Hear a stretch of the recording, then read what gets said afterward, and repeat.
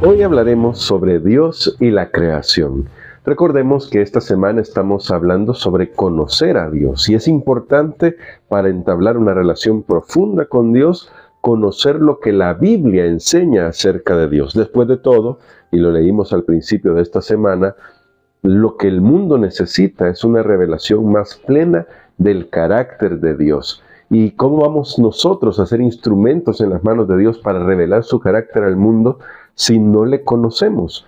Por eso es tan importante que nosotros nos aferremos a las Sagradas Escrituras y escuchemos lo que Dios tiene que decirnos. Hoy vamos a considerar dos nombres de Dios que nos hablan sobre dos aspectos de Dios que son importantísimos en nuestro conocimiento de Él. Y ambos nombres aparecen en el relato de la creación, en las dos formas en las que nos presenta la creación Moisés, tanto en el capítulo 1 como en el capítulo 2 de Génesis. Así que vamos a orar pidiendo la dirección de Dios para el estudio que vamos a hacer. Bondadoso Padre, gracias te damos porque tú te revelas a nosotros. Tú no nos has dejado en la oscuridad.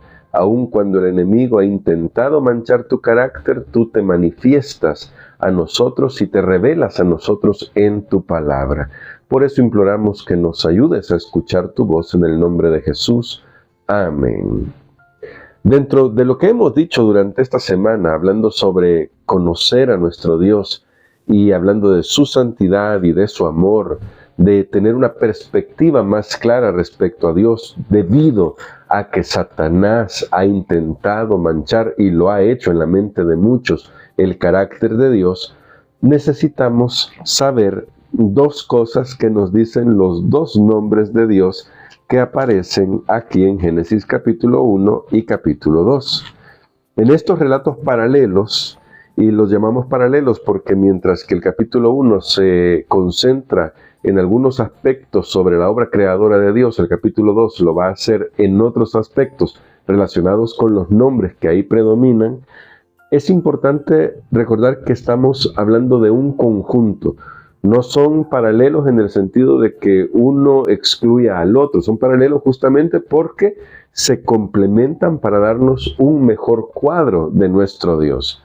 Todos conocemos las primeras palabras de la Biblia. En el principio creó Dios los cielos y la tierra. En hebreo suena muy bonito. Bereshit bara Elohim. Bereshit es en el principio. Y suena muy bonito porque estas palabras, Bereshit, tienen todo un significado para los rabinos judíos. Me ha llamado mucho la atención y de hecho Jacques Ducan, o Ducan, no sé cómo se pronunciará, en su comentario en Génesis, comienza justamente destacando esto de en el principio, el B que aparece ahí en el Bereshit. Ahora, me llama la atención el nombre que aparece en este capítulo, porque constantemente vamos a ver este nombre Dios, Elohim. Este Elohim es un nombre plural que va a destacar la grandeza de Dios, su trascendencia se llama esto en teología. ¿A qué se refiere la trascendencia de Dios? Cuando leemos el relato del capítulo 1 notamos algo impresionante. Por ejemplo, el verso 3. Dijo Dios, sea la luz, y fue la luz. Y luego se repite esta fórmula. Dijo Dios, y las cosas llegan a la existencia. Elohim nos habla del Dios todopoderoso al que nosotros adoramos, aquel que con su palabra trae la existencia, los mundos, la vida, la creación. Es alguien ajeno a la creación, es distinto a su creación. Y esto ya debería servirnos a nosotros para no caer en las falsas enseñanzas como el panteísmo, el panenteísmo, en el que de alguna manera todo es Dios o todos participamos de Dios, como si fuéramos solamente una extensión de Dios. Claramente la Biblia enseña que Dios está separado de su creación. Él la trajo a la existencia con su palabra. Desde esta perspectiva, como lo dice Isaías, Dios es el alto y sublime, es el Altísimo. Creo que el nombre Altísimo en hebreo es el Yon. Es decir, está más allá de nuestra comprensión. y está más allá de nuestros pensamientos, es más alto que lo que nosotros podamos imaginar. Recordar eso nos sitúa en nuestra verdadera condición o nos pone en nuestra verdadera posición. Nosotros somos criaturas. De ahí que sea tan peligrosa la propaganda que Satanás le vendió a la mujer y que ella le compró. Seréis como Dios. Dios trajo a la existencia todo. ¿Cómo podríamos ser como Dios si nosotros tenemos un inicio? Pero Satanás le vendió esa idea a la mujer, a la humanidad. No voy a solamente señalar a la mujer, a la humanidad. El ser humano le compró esta idea para querer separarse de Dios, para querer hacer una vida aparte de Dios. Pero nosotros somos parte de la creación. Nosotros estamos inmersos en esta creación. Dios no. Dios está separado. Dios está por sobre la creación. Porque su palabra, y lo dice el salmista, Él dice y las cosas existen. Su palabra tiene ese poder.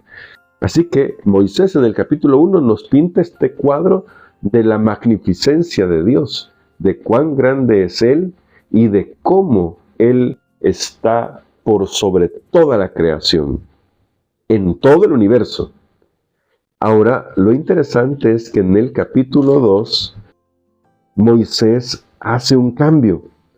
Justamente a partir del verso 4 en adelante, que comienza, digamos, el relato paralelo para concentrarse en otros detalles, Moisés comienza a usar un nombre diferente y usa el nombre Yahvé.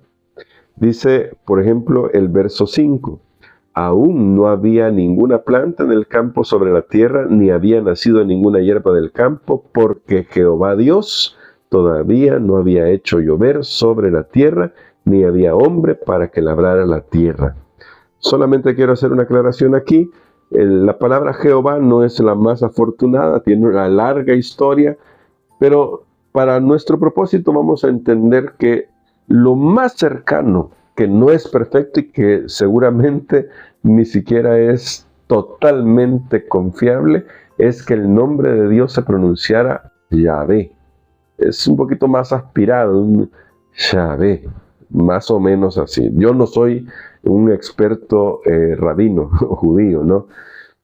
Pero estoy destacando esto porque, de hecho, este nombre con el que Dios se presenta luego a Moisés en Éxodo, era tan sagrado para los judíos que ellos, cada vez que aparecía el tetragramatón, las letras, lo voy a decir, las letras españolizadas, YHWH o YHVH, eso ahí dependerá de la traducción, cada vez que aparecía el nombre de Dios, ellos, en lugar de pronunciarlo, decían Adonai o el Señor.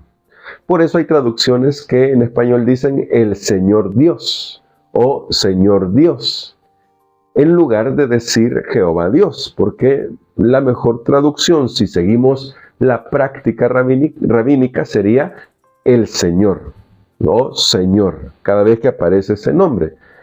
Para nuestro propósito del estudio de hoy vamos a decir Yahvé, ¿sí? Esa va a ser la forma en que lo vamos a pronunciar. No porque sea la más adecuada, porque la pronunciación correcta realmente se perdió. Tal vez habrá judíos ortodoxos que más o menos entiendan la mejor pronunciación, aunque tampoco diría que sea perfecta, porque por miles de años se negaron a pronunciar el santo nombre de Dios, pero lo vamos a dejar en Yahvé. Pero ¿cuál es la importancia de esto? Porque esta fue una explicación filológica solamente para llegar a un punto.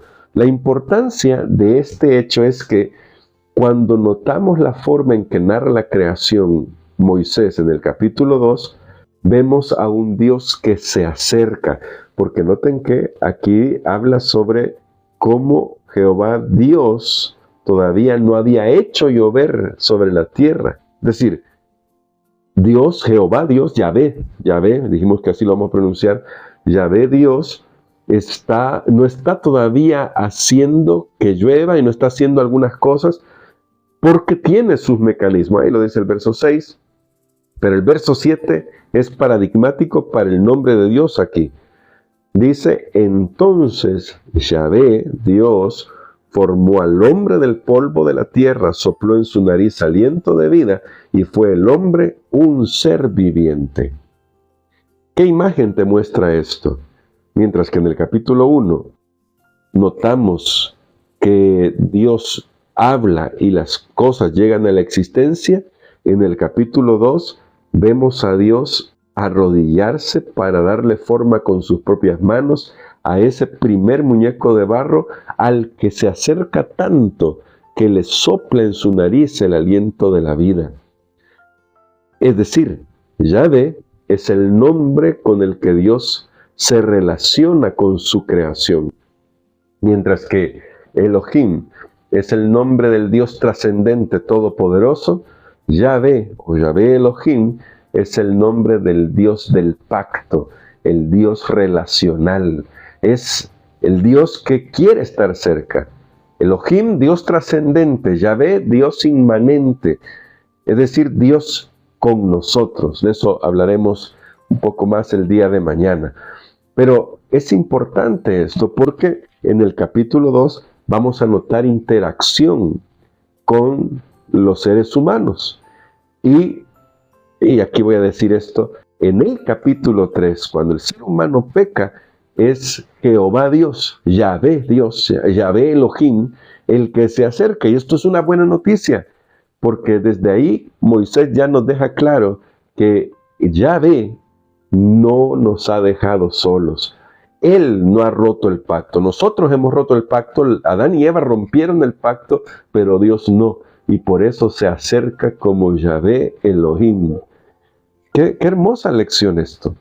Porque a partir de ahí, toda la historia de la Biblia es Dios acercándose a su pueblo, Dios llamando a la humanidad, Dios intentando acercar a sus criaturas, sin dejar de ser el Todopoderoso, sin dejar de ser Elohim, pero al mismo tiempo siendo el Señor del pacto, alguien que busca una relación personal y profunda con sus criaturas. Cuán asombrosa es esa verdad de que mientras nosotros nos hundimos en el pecado, Dios se acerca, Dios nos busca, Dios viene ante nosotros para decirnos: aquí estoy, puedo ayudarte, puedo servirte. ¿Y por qué esta imagen de Dios es tan importante? Porque lamentablemente podemos quedarnos con una idea de un ser que está separado de su creación a tal manera que no le interesa su creación. Y la Biblia nos presenta un cuadro equilibrado de Dios, en el que nos dice claramente que Él no es como nosotros, Él no se contamina con nuestros pecados. Lo dice bien Santiago, Él es el Padre de las luces, no tienta a nadie, ni puede ser tentado, está separado de todo, pero al mismo tiempo, y esto lo destaca Isaías en un texto tan lindo que dice: el alto y sublime, el que habita en la luz inaccesible, pero el que habita con el quebrantado de corazón, que habita con el quebrantado de corazón. Él es el Altísimo, pero al mismo tiempo habita con aquel que está necesitado y que le busca y que le abre su corazón. Qué bonita imagen, ¿no? De nuestro Dios acercándose a nosotros. Creo que hoy puedes escribir en el chat: Dios de pacto. ¿Sabes por qué? Porque es gracias a que Dios no rompió su pacto con la humanidad que todavía seguimos aquí y que Cristo obró salvación en nuestro favor. Así que escribe: Dios de pacto, porque así de cercano es Dios. Pablo lo dice: aunque nosotros seamos infieles, Dios permanece fiel. Y esa es nuestra seguridad. No que debamos mantenernos infieles nosotros, sino que podemos confiar en su fidelidad para entregarle toda nuestra vida. Y hoy me gustaría orar para decirle al Señor: gracias. Gracias por no abandonarnos. Gracias por venir a rescatarnos. Gracias por estar cercano a nosotros. Oremos. Querido Padre, te damos gracias por todas tus bondades. Y qué maravilloso es que así como en el relato de la creación se nos presenta tu magnificencia, tu grandeza, también se nos presenta tu cercanía. Y cuando Jesús vino a esta tierra todavía nos enseñó que podemos dar un paso más al llamarte nuestro Padre. Eso no te deja a ti como menos de lo que eres, porque tú eres el alto y sublime, pero nos permite reconocer que podemos acercarnos a ti tal como somos. Por favor, toma nuestras vidas y ayúdanos a poder vivir para ti, a conocerte mejor. Lo pedimos en Jesús. Amén.